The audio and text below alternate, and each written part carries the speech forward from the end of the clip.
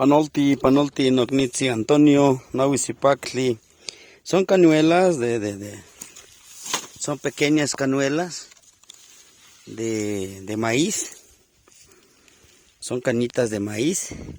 Que con esto vamos a tejer precisamente con esta fibra de maguey. Esta hojita de maguey.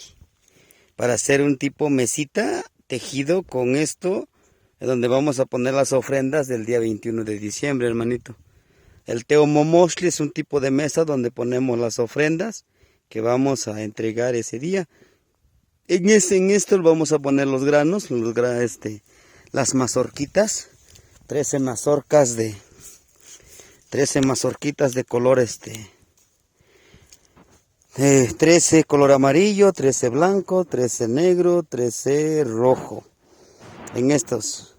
Ya después de esa ceremonia yo a ustedes, claro, si me lo permiten, yo se los envío sus mazorquitas o se los llevo si están aquí en México para que ustedes puedan sembrarlos. Serán como la fuerza de voluntad, el renacimiento de un nuevo sustento.